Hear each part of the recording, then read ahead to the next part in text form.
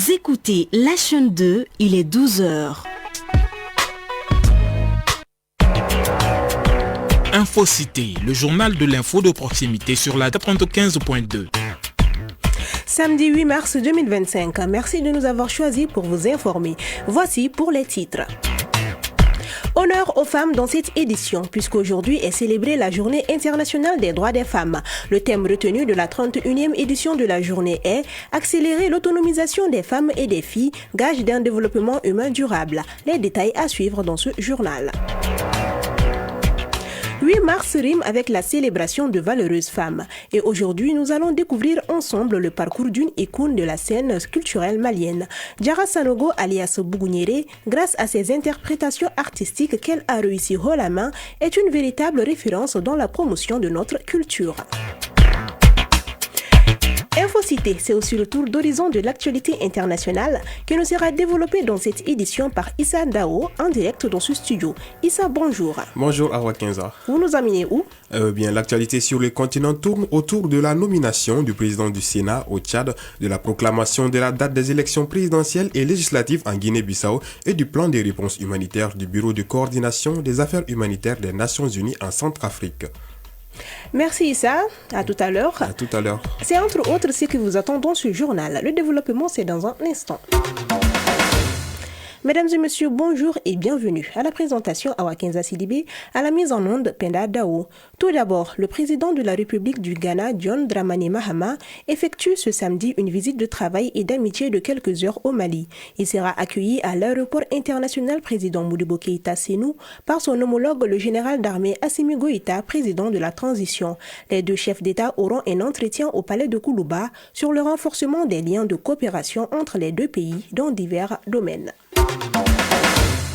Le Mali célèbre ce 8 mars 2025 la 31e édition de la Journée internationale des droits des femmes sous le thème « Accélérer l'autonomisation des femmes et des filles, gage d'un développement humain durable ». Bien plus qu'une célébration, l'objectif de cette journée est un appel à l'action pour renforcer leur participation dans tous les domaines et reconnaître leur rôle clé dans l'avenir du pays. Korotumu Diarra.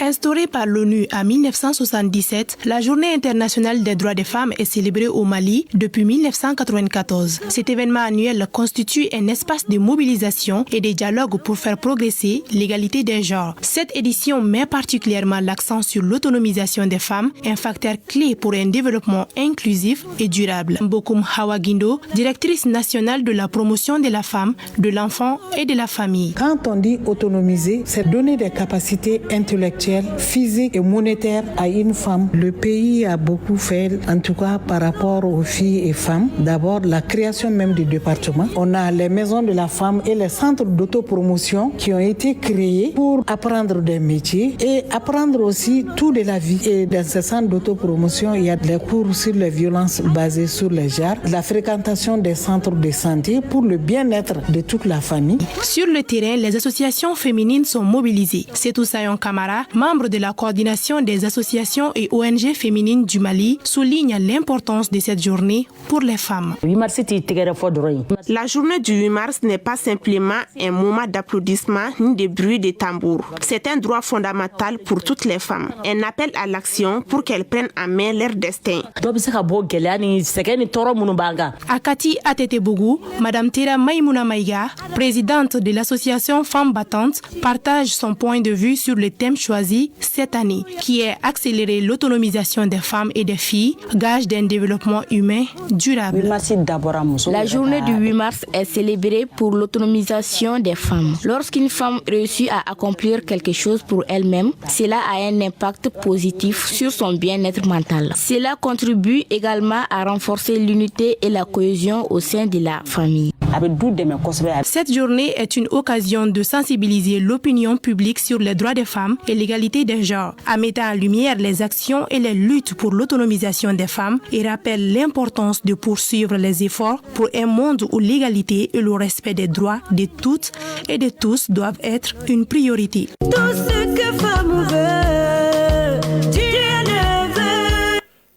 8 mars toujours, l'année 2025 est consacrée année de la culture au Mali. C'est la raison pour laquelle notre rédaction a décidé de célébrer une très grande icône de la scène artistique malienne en cette journée dédiée à la femme. Diarra Sanogo, plus connue sous le nom de Bougouniéré, est une Yéléni et une référence de la culture dans notre pays. Diarra Sanogo est une artiste engagée qui met son art au profit du développement. Mariam Daou nous en dit plus sur cette brave dame.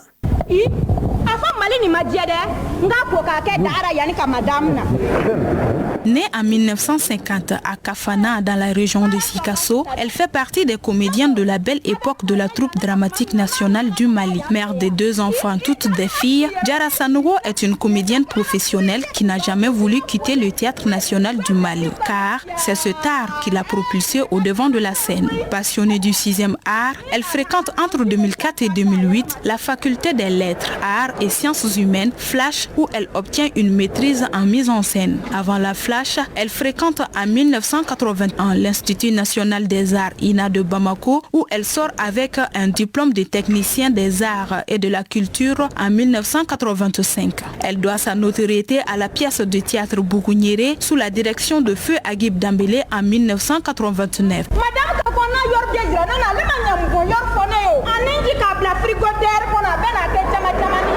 Cette pièce est un appel aux patronnes qui maltraitent leurs bonnes à tout faire. Avec l'avènement de la démocratie, le théâtre national connaît une léthargie.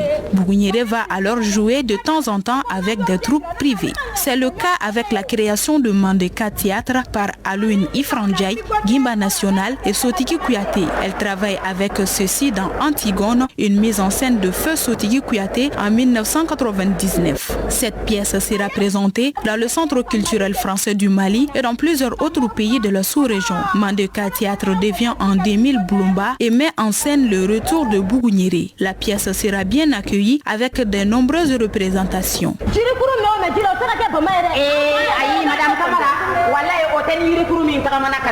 Puis en 2005, Bloumba propose Bougouniéré invite à dîner. Cette pièce rencontre encore plus de succès que les créations scéniques de Bloumba. Avec de nombreuses tournées en Occident, en Afrique, notamment au Bénin. C'est d'ailleurs grâce à cette pièce que Diarra Sanogo a été lauréate de la catégorie meilleure comédienne des Grands Prix Afrique du théâtre francophone au Bénin. Pour ce qui est du cinéma, elle a été actrice principale dans le film Nyamanto ou La leçon des ordures de Cheikh Oumar Sissoko en 1985. Actrice en 1989 dans Tadona de Feu Adama Drabo. Elle a également été actrice principale de Fin ans de Cheikh Oumar Sissoko et actrice en 1991 dans La danse du singe de Janusz Moroski. Actrice engagée, notre femme du jour est également musicienne. Elle est à l'auteur de 2 albums, dont Djougouya en 1991 et Kamé en 2004. Administratrice des arts et de la culture, chef du département artistique au Palais de la Culture Amadou Ampateba. Actuellement, Diarra Sanogo est conseillère technique au ministère de la Culture, de l'industrie hôtelière, de l'artisanat et du tourisme. Et votre radio de bonheur souhaite une très bonne fête de 8 mars à toutes les femmes. Sur un tout autre plan, les 34 auditeurs de la 2e promotion de l'école d'état-major des forces armées étaient en visite ce vendredi à l'ORTM. Cette promotion est composée de 30 officiers maliens, 2 du Burkina Faso et 2 du Niger. L'objectif de cette visite pédagogique est de s'imprégner du travail de l'office dans la collecte, le traitement et la diffusion de l'information. Aïssata Traoré. Les visiteurs du jour ont pu voir la radio nationale, la chaîne 2, les studios de ORTM 1 et ORTM 2, de quoi les émerveiller et leur faire comprendre le fonctionnement de l'ORTM. Commissaire divisionnaire Sadio Kono Tomoda, directeur des études de l'école d'état-major des forces de sécurité. L'objectif de cette visite est de permettre aux stagiaires de la 2e promotion de faire une véritable immersion dans l'univers de l'ORTM, de comprendre le processus de collecte, de traitement jusqu'à la diffusion de l'information, et d'appréhender les enjeux de la communication, surtout dans un monde où la guerre informationnelle fait d'énormes dégâts.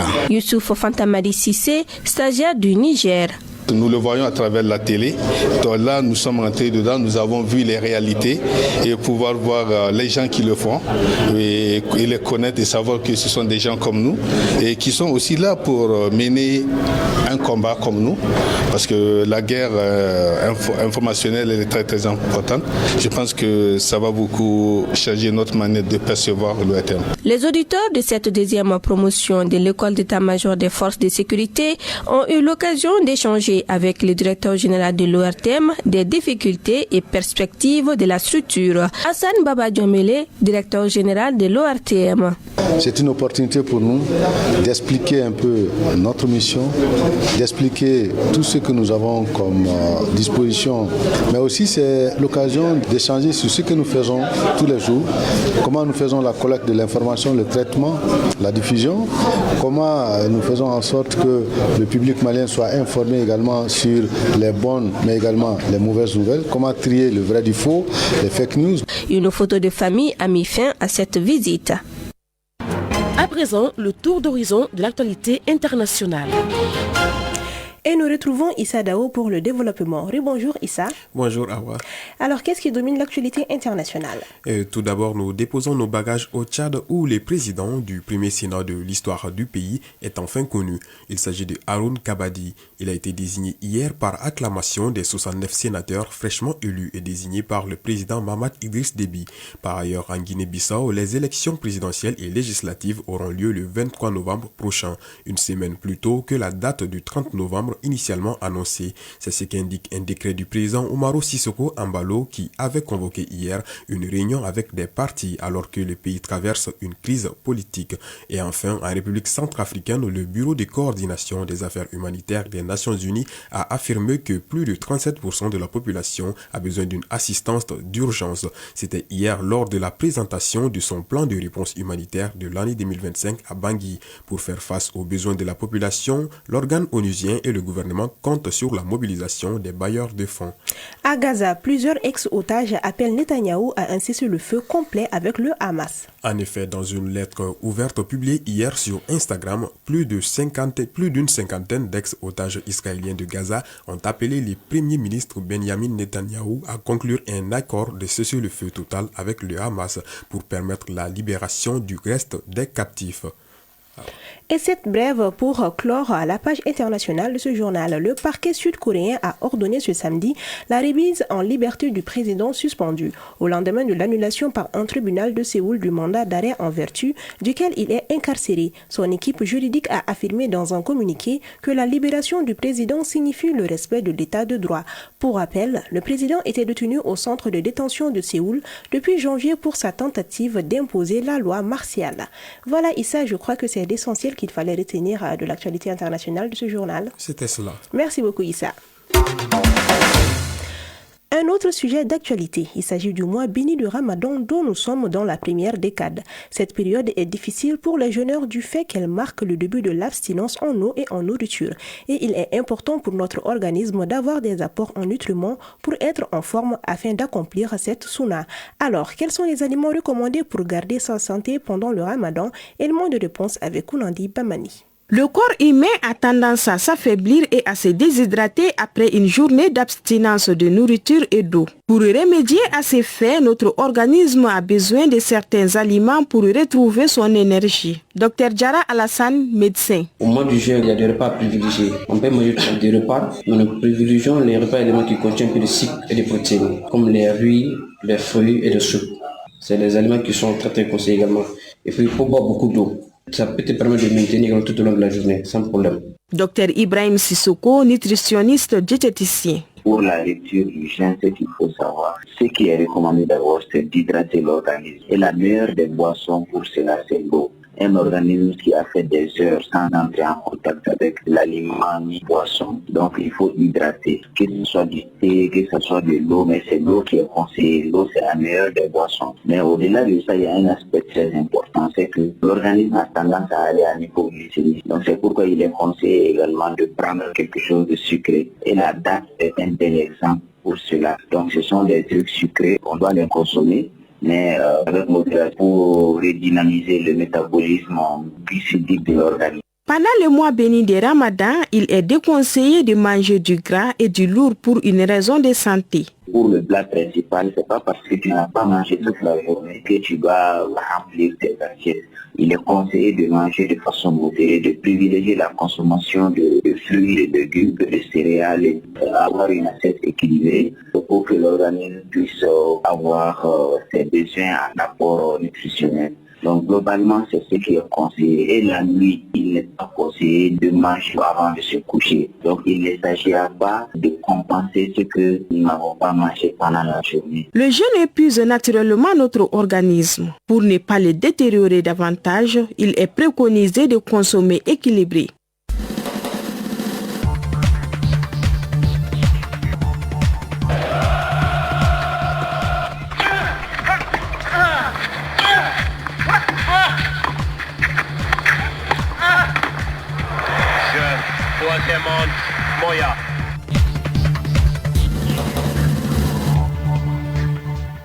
Merci Kounani Bamani. Mangeons avec modération car tout excès nuit.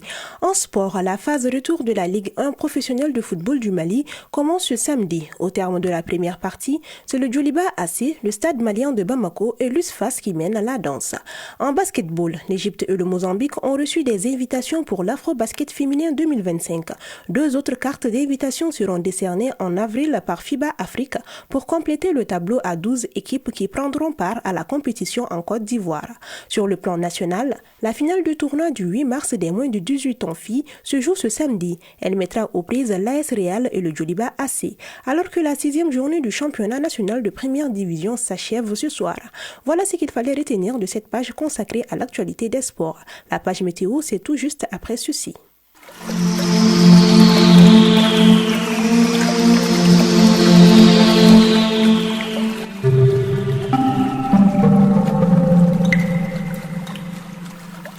La météo avant de boucler cette édition. Le thermomètre affiche actuellement 36 degrés sur Bamako et environ.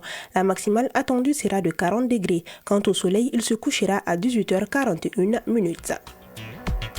Ainsi prend fin ce journal que nous avons eu l'immense bonheur de vous présenter. Réalisation Mohamed Konaté Samba Sanogo, mise en onde Penda Dao, mise en ligne Badji Touré, coordination éditoriale Seydou Traoré et Nyanya Aliou Traoré. Elle vous a été présentée par moi, Awa Kenza Sidibé. Merci de votre constante fidélité et bonne suite de programme sur la 95.2.